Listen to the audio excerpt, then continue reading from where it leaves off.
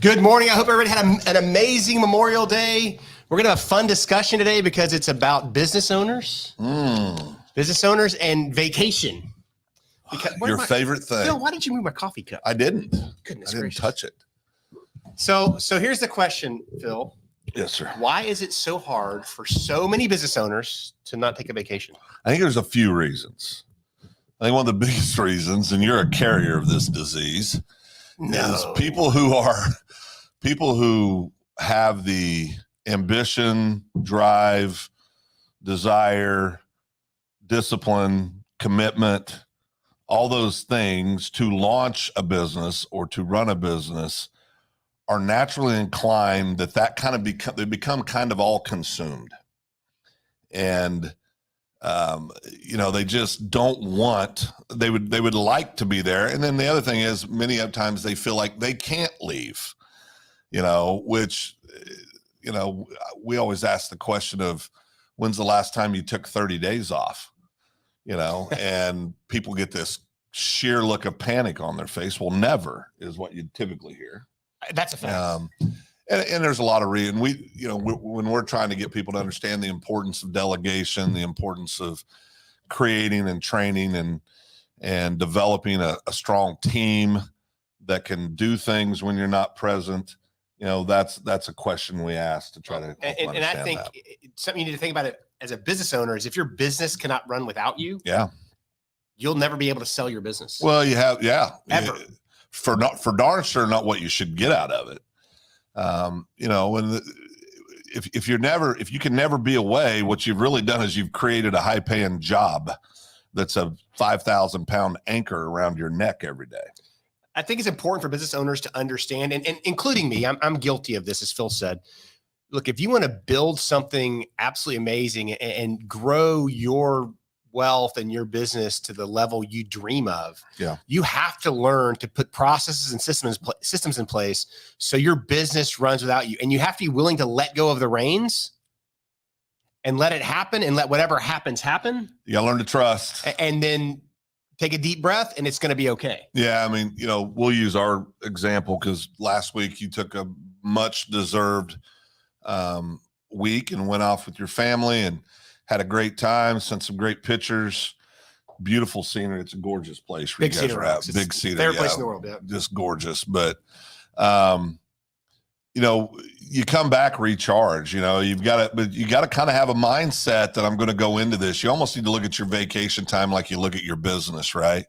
This is an important element of me being productive, healthy, passionate about the business. You've got to have those breaks where you can recharge and set all the daily stuff aside and go. And what you usually find when you do that is things are fine, but you've got to mentally prepare yourself to make that transition. I get to practice what I preach. We were talking before we came on the air. 2 weeks. 2 weeks. I'm going away with a bunch of the family for a trip for 7 days. I think 7 days. I'm not for sure. I haven't talked to my boss to tell me how long we're going, but I think it's 7 days.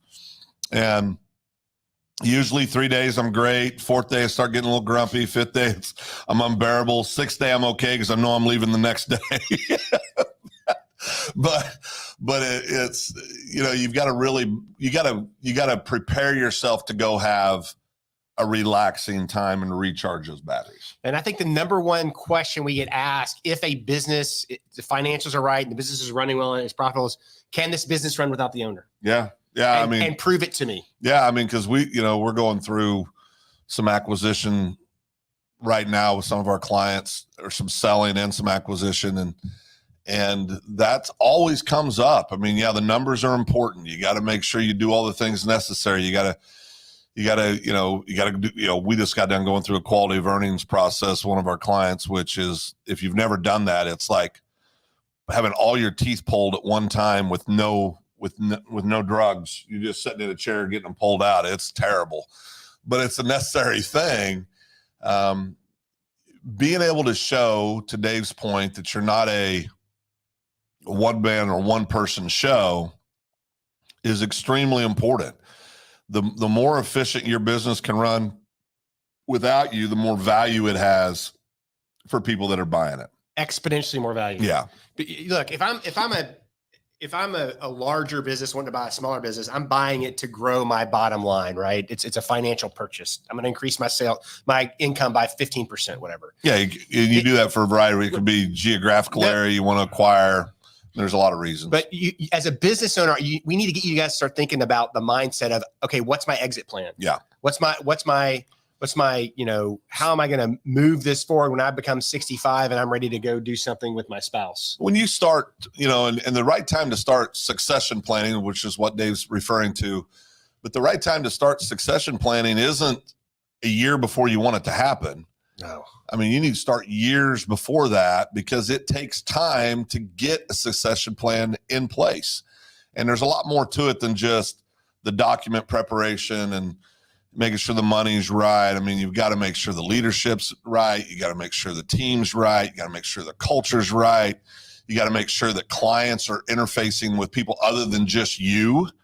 The other thing can really, Dave and I are, one of the businesses or industries that we're pretty involved in is the insurance space as far as owning agencies. And it's that's a very unique space because most agencies lose value in the earnout because many times they're connected to the principles of the firm and not the team of the firm. And that's true in all businesses, but it's really magnified in a certain industries like the insurance space, CPA space, those kind of things, right?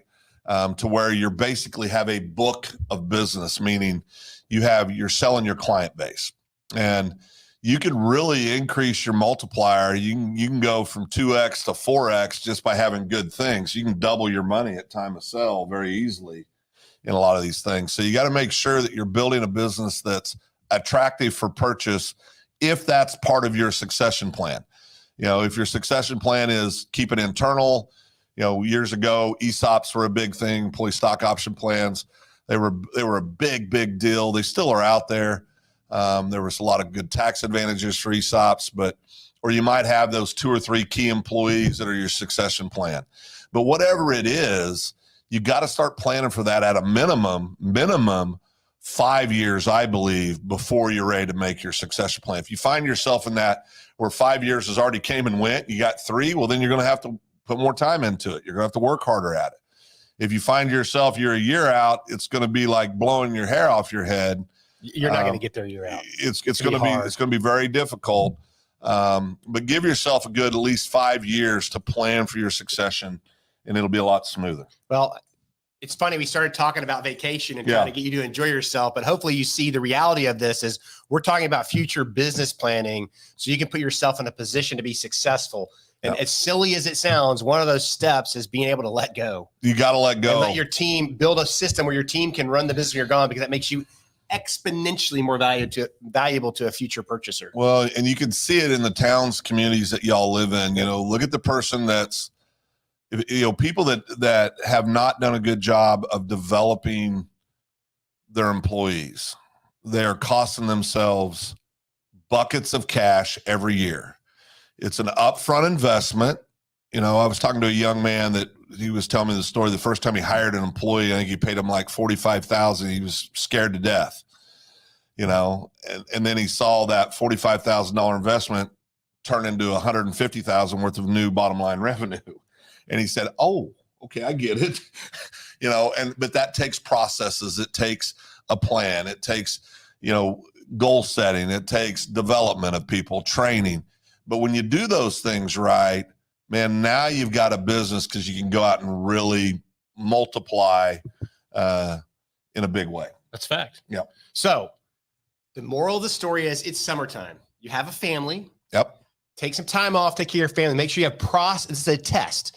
Test your business to see how it does for a week or 2 weeks. Yep. Come back, refine your processes, and make it stronger so it can run without you. And remember, the biggest benefit for this is you need that time with the people you're closest with.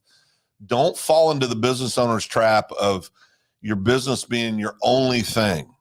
You've got to have that quality time with the people you love, the people you enjoy being with, whether you're single and it's your friends or it's you and your wife, or it's a whole posse of kids. It doesn't matter. You've got to find the time to have that balance the best you can so that you can recharge. We've talked about this balance. We think is an impossible thing. I think it's an unrealistic goal for a lot of people because they don't have the disciplines to build in moments to do other things. And you've got to do those things or it's really going to hurt your physical health. It's going to hurt your mental health. It's going to hurt your relationships. It's going to hurt a lot of things. So make sure that you're making this stuff a priority. We're going to leave with that. Are we going to leave with that? That's strong. Okay, well, let's leave with that. So with that, Dave and Phil, EXSIN Live, we are out of here.